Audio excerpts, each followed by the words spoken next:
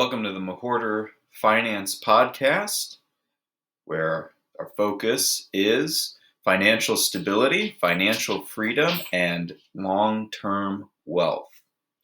And today, we will be discussing what might be called the everything bubble. The everything bubble, and what to do about it.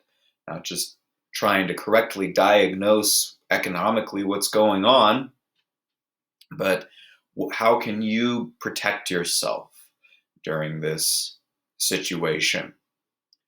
And so you may have heard of the housing bubble, 2007, 2008, which had a lot of issues going on with it, things with bank bailouts, things with the Great Recession, and all manner of problems that came along with this. You may remember the dot-com bubble of around 2000.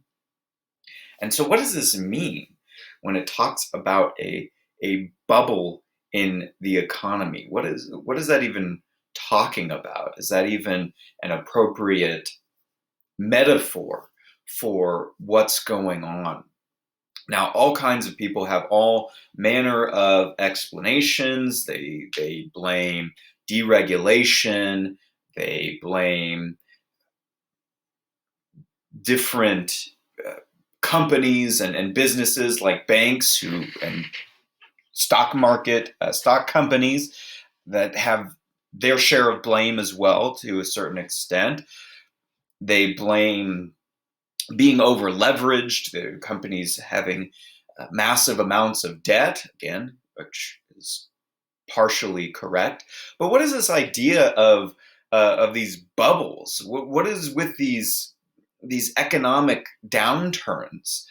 There's some economic analysis where people think that these are just cyclical, necessary kind of parts of the economy, or that it's part of an unstable nature of free market capitalism. That we're more of a regulated capitalism, or more of a managed market, more so than free market capitalism. Is more of a corporatism than anything else, which is the hybrid of government and business interests kind of working together.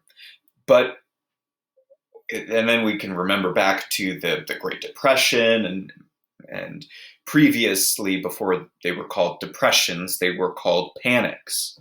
And they decided depression would be a nicer name for those types of things. But what is going on with this stuff? Where do these come from? Is it inherent? And this is why we need wise, trained government economists like at the Federal Reserve to kind of manage the system, manage interest rates and all these different things in order to occasionally deal with these crises that are generated by an unregulated market, or what's going on with this. And more importantly, for the individual, what do we do about it financially?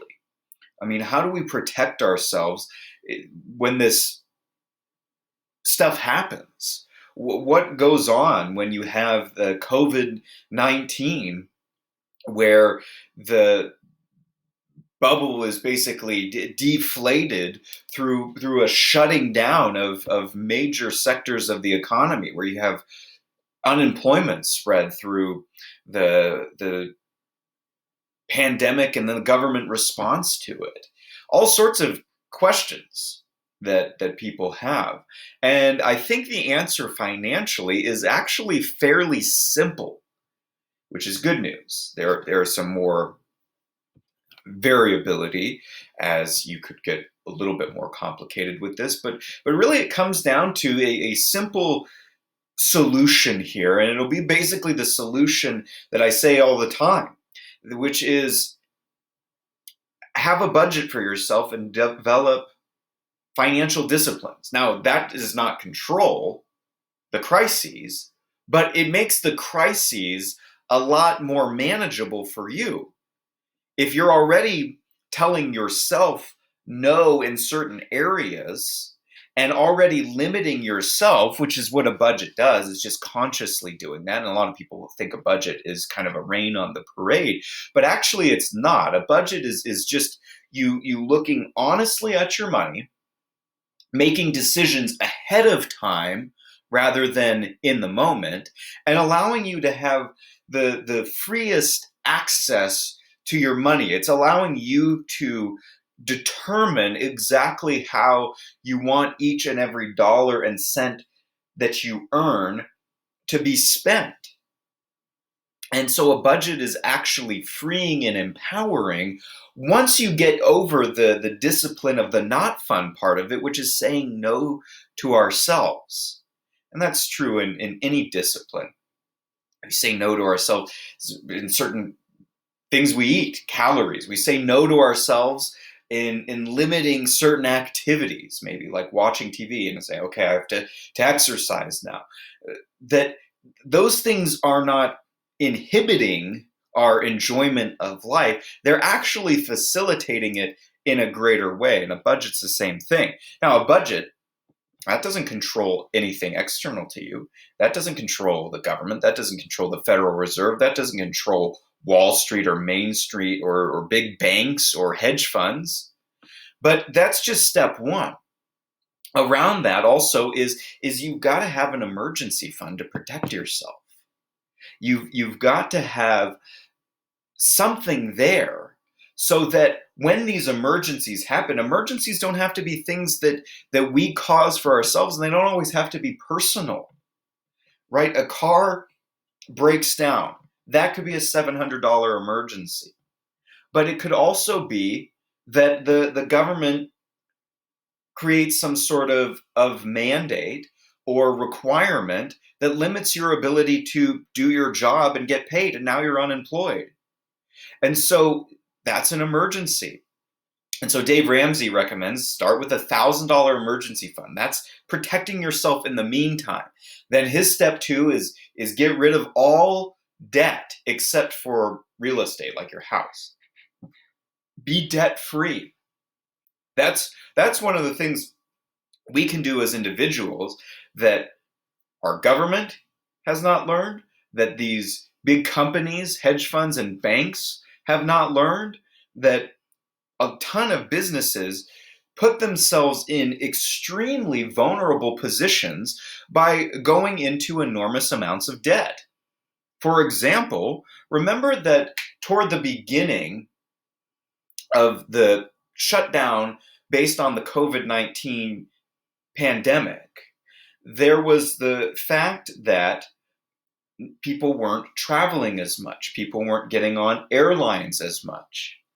Okay, fair enough. Now, that means that these airlines are not doing as much business. That's a financial hit to them. And what's the first thing they do? One of the first things they do, anyway, is that they go to the federal government asking to be bailed out. Now, that option's not there for you or for me necessarily when we lose our jobs, although they give stimulus checks, which is part of the problem that we're going to be talking about. But anyway, these companies ask for a government bailout. Why? Because they're very highly leveraged. They're in a bunch of debt.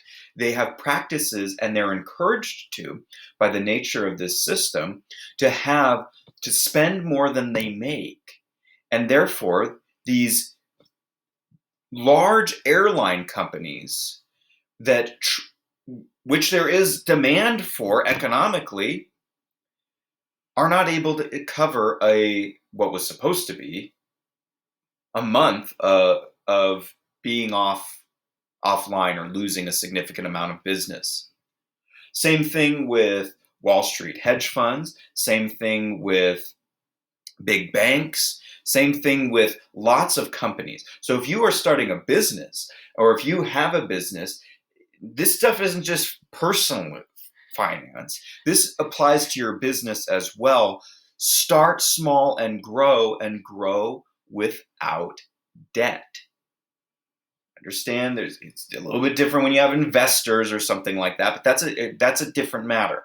But grow without being leveraged, because that's one of your greatest vulnerabilities. You lose a job, you have debt payments. The average person's, I believe, like student loan debt payment is like $393 a month. Imagine if you didn't have that in your life. Now, getting rid of debt gives you a raise. It gives you fuller control of your money, of your paycheck. If you thought a budget was constraining, imagine how constraining, or you know full well how constraining debt is. But a budget is you determining where your money is going to go, and debt is somebody else telling you where your money is going to go for something that you already did, whether that's college, whether you graduated or not, whether it's a car payment, whether it's whatever else, rent to own, whatever else the case may be that you've gone into debt for. And then after you've paid off the debt, Dave Ramsey recommends the debt snowball. Just pay your smallest to your largest, gain that momentum, and then you're done. Don't go into debt again. Then, step 3, and these can easily be looked up, save 3 to 6 months of expenses to cap off your emergency fund so that you are prepared with some flexibility in the case of a personal or other type of emergency that somehow prevents you from working. That it also, by the way, gives you freedom to walk away if necessary from your job. If your job is something that you don't like and you need to find something else, or it's something that no longer comports with your principles, you now have given yourself 3 to 6 months of flexibility. And the change in mindset when you have that is much different than the desperation. People don't make good decisions when they're desperate, when they're scared, when they're angry. And so you are investing in yourself and in your freedom by having those 3 things. Now, he goes on to talk about investing for the future, investing 15% in retirement, paying for kids' college, saving up for that, paying off your house early, and then building wealth. Okay, those are the 7 of Dave Ramsey's baby steps. Okay, they apply here too. Now, how do they apply during this time of the everything bubble that I believe is coming, that I believe is being expanded, blown up, and will at some time either burst, where there will be an economic recession and downturn, either like that, or there will be something like the last year and a half, the shutdown that deflates the bubble, but has kind of the same effect of a recession. Now, let me talk about where economically these bubbles come from. And it's actually fairly simple to define and explain where these bubbles come from. This applies to the Great Depression. This applies to the Great Recession, 2007-8. This applies to the dot-com bubble. This applies to the coronavirus pandemic, government response, deflation of the bubble. This applies to panics prior to the Great Depression, going back to the early days of the American Republic. And so where did these bubbles come from? What does that even mean? Well, it comes down to this. And I'll start very simply and then build from there. The first law of economics is scarcity. We want more than there is. There are limits built into the world. It's not an injustice, it is a fact. And that causes us to have to make choices. Economics is the study of choices. It's the study of, now, our choices are deliberate. We're not like If I drop a rock on the ground, I don't say the rock chose to jump out of my hand and fall to the ground. We're making deliberate choices dealing with scarce resources. This is sometimes called human action, that we act. Very simple kind of first premise of economics. And even if you try to deny that humans act, in that denial, you are acting. Okay? So there are deliberate choices that we make in the world of scarcity. Now, we need certain things, we want certain things, and that causes us to value and kind of rank our choices and according to our needs and preferences. This is where economics begins. Now, other people go through this same process. It's not just us.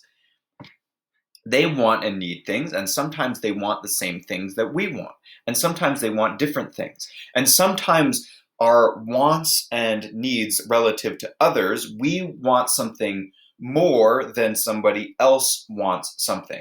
If I want water to drink, I want that more than somebody who's already satisfied with drinking water. They've drank enough water. They want water to wash their car. Okay, we may both want water, but we want it for different purposes. And so this network of people's actions, wants, desires, and choices, given scarce resources that can be used for other things, creates the study and the need for economics. We have to make choices. We have to economize scarce resources that have alternative uses. Okay? Now,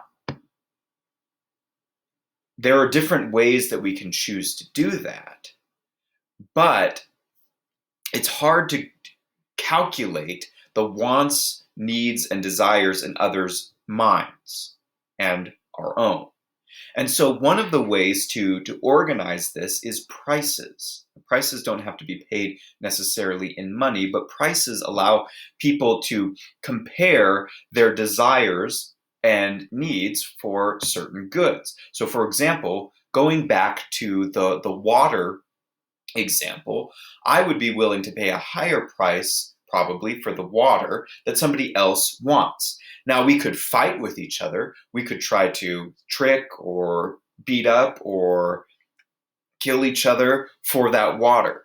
But instead, we could try to utilize it or have some system of prices that tell us that other people are demanding the same item that we are, and therefore the price is higher.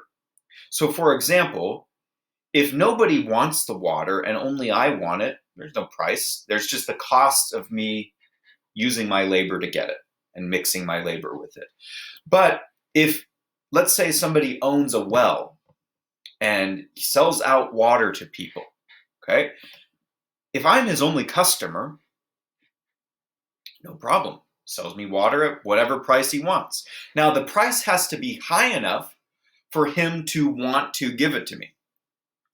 Okay? The price also has to be low enough for me to want to get water from him or try to get it from somewhere else. And so that is the supply of the water and the demand. Now, the price changes based on the supply and based on the demand. If there's a lot of water available in this well, then the price is probably lower. But if there's only one bucket full of water in this well, then the price is probably higher. On the other side, conversely, let's say that there's a certain amount of water in the well. That's the supply. There's a guy who's selling the water out of the well. At first, I'm the only customer. But then there's 10 other customers that come into the picture. Now, there's the same amount of water, but more people want it. That causes the price to rise.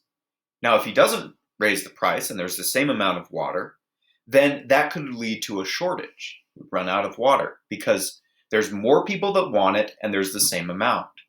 Okay. So supply and demand, they're changing amounts affect prices. Supply is how much there is. Demand is who wants it. So let's say there's a drought, there's less water available, and the same amount of people want it. Price goes up. Let's say there's a flood and there's water's very plentiful and the same amount of people want it. Goes down. If there is the same amount of water, more people want it, the price goes up. Less people want it, the price goes down. Now, what do prices have to do with economic downturns, crises, recessions, and depressions?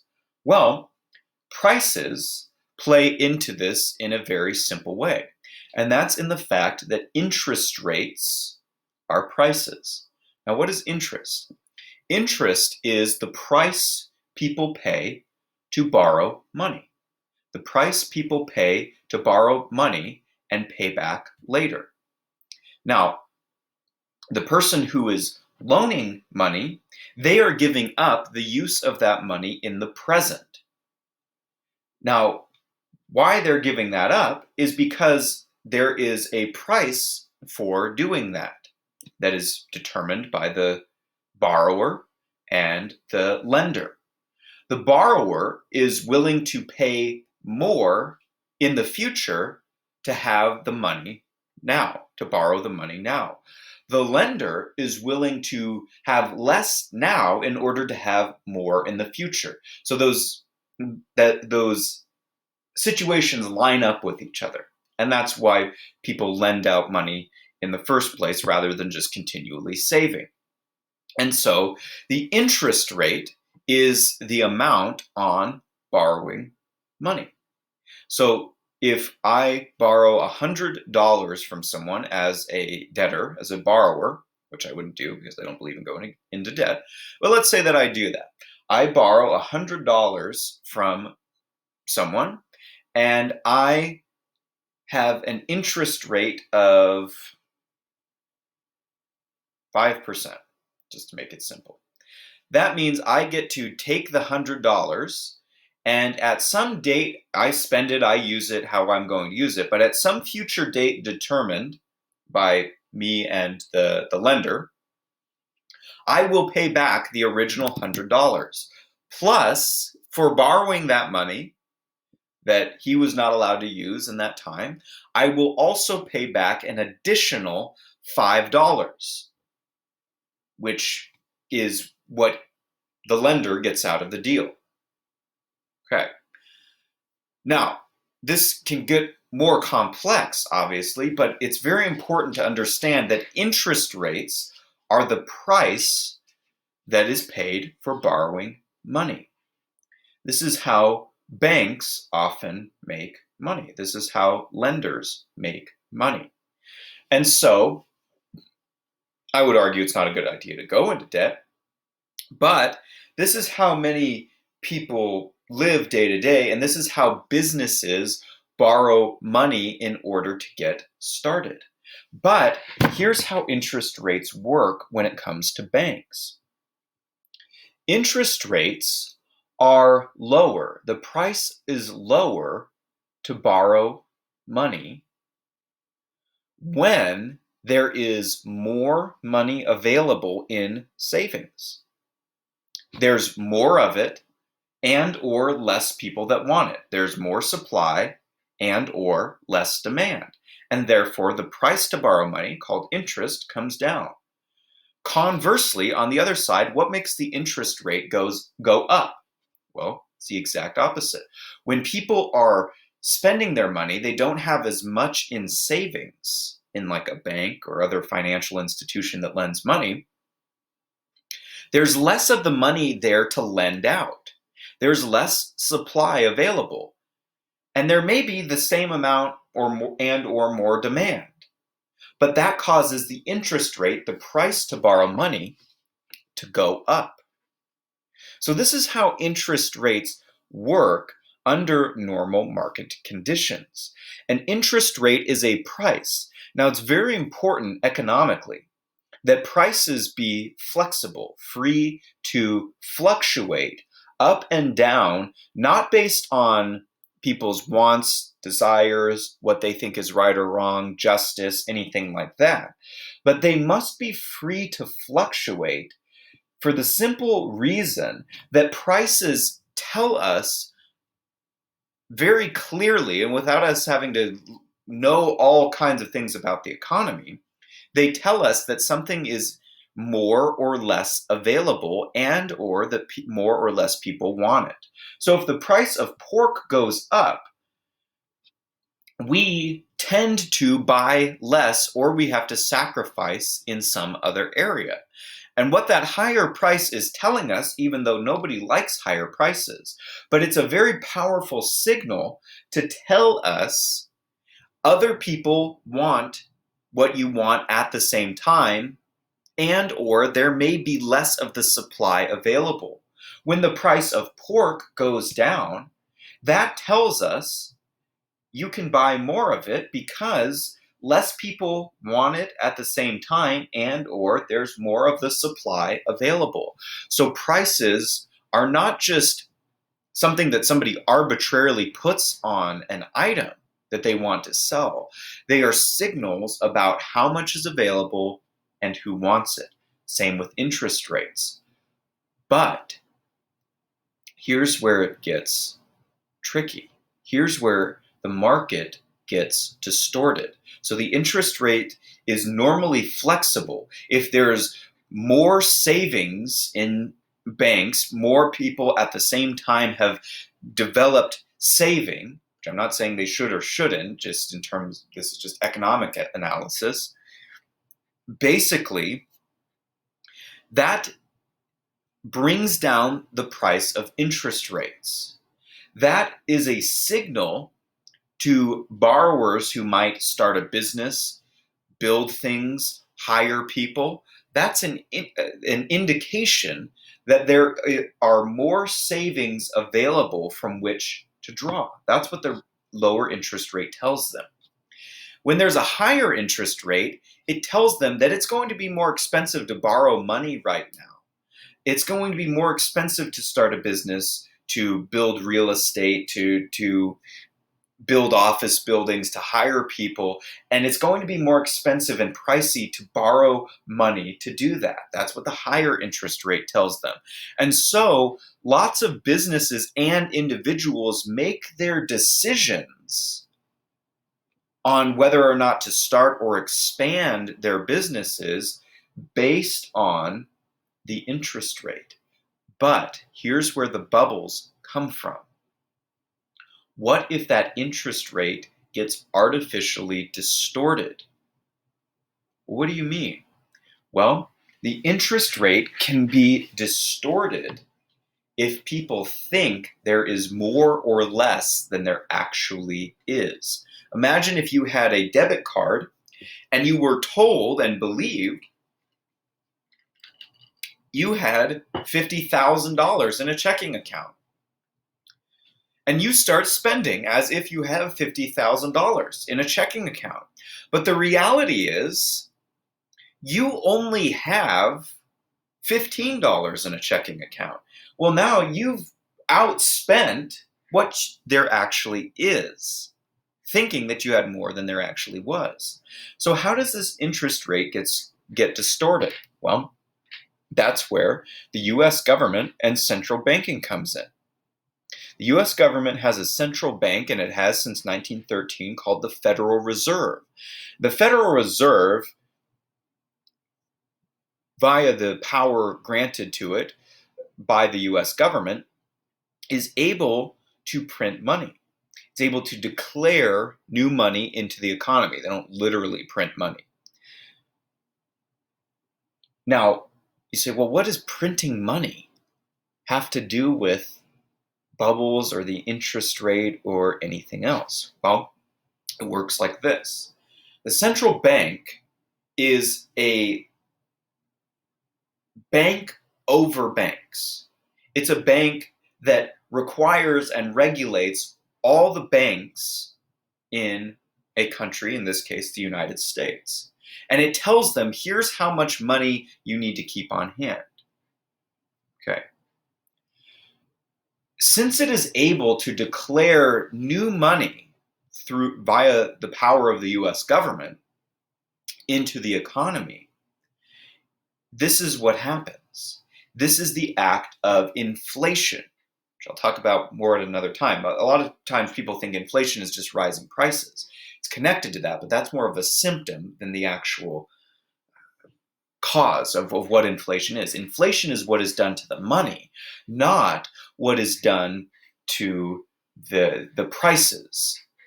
Inflation is the artificial declaring of new money into it's an adding to the money supply without adding any more goods or services. It makes people feel like they're wealthier because there's more money, but there's no more goods and services. There's no more wealth added to the economy. There's no more production. And so the Federal Reserve, through the power given to it by the US government, prints into existence all kinds of new money. You can look this up. The M1 money supply over the last 2 years, the United States government, through the Federal Reserve, has printed more money into existence.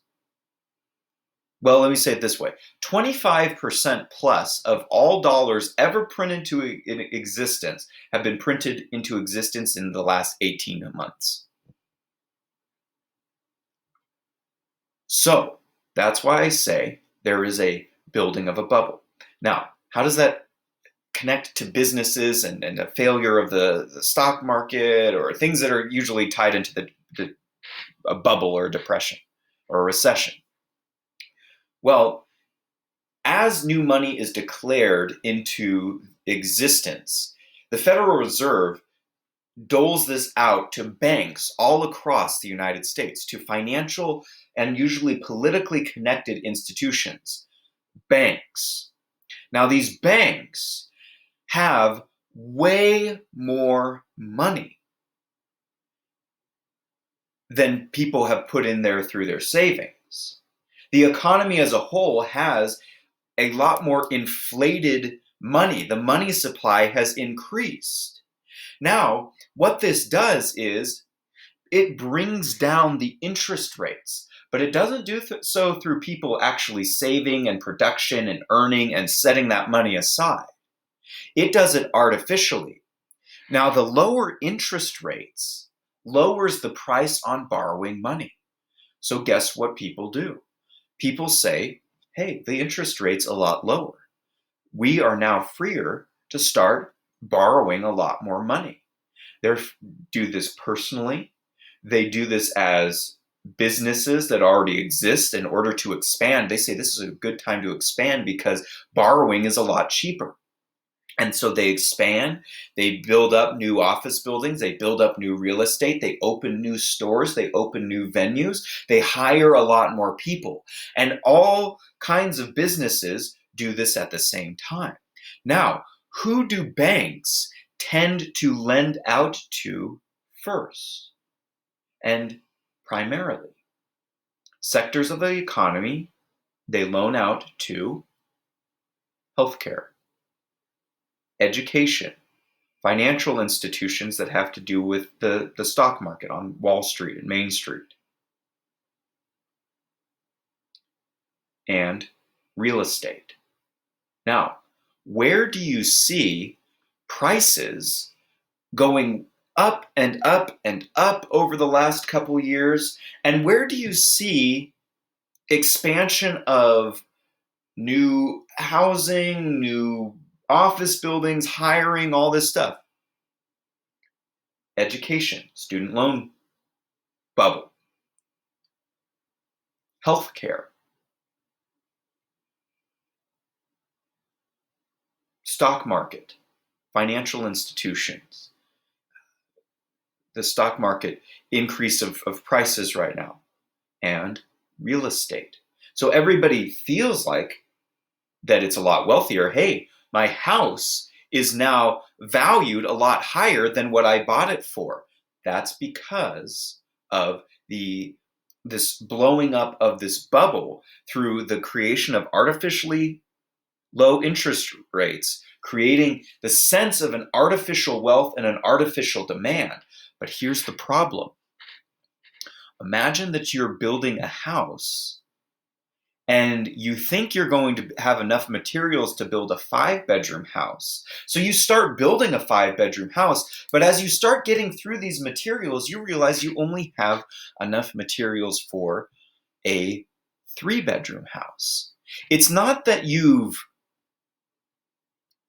overinvested, it's that you've malinvested. You've used your materials in a way that is not commensurate to the amount that you actually have available. Now, what happens in the economy? Well, you have this boom that seems productive for a time, and it can actually last a long time. The inflation of the money supply continued before the Great Depression from 1921 through about 1929. So you have this artificial boom through the artificial interest rates causing artificial expansion. I've seen around here where I live all kinds of new housing and real estate construction. Housing prices going up, a lot of people selling their houses, a lot of people taking equity out of their houses in loans to pay for other projects because they think, like 2007, 2008, that their houses are just going to keep going up. People are investing in the stocks, feeling like that they're getting short-term advantages of their stocks they've invested in are increasing. Companies' values seem to be increasing. Healthcare continues to grow in terms of prices and expense. Education, more and more and more loans being loaned out for people to go to college, putting themselves under tremendous amounts of debt that are federally backed student loans, which means if an 18-year-old through 25-year-old, basically these people that are receiving the bulk of these loans, defaults, which they're hugely likely to do, it is shifted onto the federal government, which is to say shifted onto the taxpayer to cover. This is not just a housing bubble, not just a dot-com bubble. This is an everything bubble. We are in the boom phase of the boom bust cycle. The bust is actually just the breaking point where the Federal Reserve usually realizes, wait a second, we can't keep interest rates low forever. We can't just keep printing money low forever. This will create hyperinflation. This will destroy the monetary system if we just keep printing money into oblivion. We've got to now raise the interest rates. And that's what people notice. And they say, wait, that's what pops the bubble. But it's not the popping of the bubble that's the problem. It's the blowing up of the bubble in the first place through the artificially low interest rates, increasing of that money supply, riding that boom, having an artificial sense of wealth, expanding and expanding where there's no true demand for it, that will pop. And it will spread unfinished projects, it will spread debt, and it will spread unemployment through all kinds of sectors of the economy throughout the whole United States. And a lot of people will be incredibly vulnerable once that happens, because they will be under, as I said, tremendous amounts of debt, as will several companies. And this is why it is paramount to protect ourselves personally and as businesses from this debt. Now, we're still going to reap and feel the consequences even if we are protected. However, you're going to feel them a lot less than people who don't have those things in place. At another time, I'll talk about, okay, well, what can we do? What are some hedges against inflation? What can we do to to better protect ourselves under these types of situations.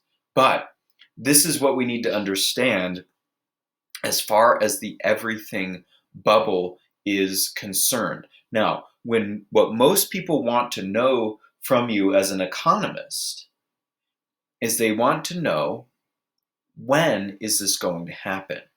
And any good economist will not make that prediction because we don't know when.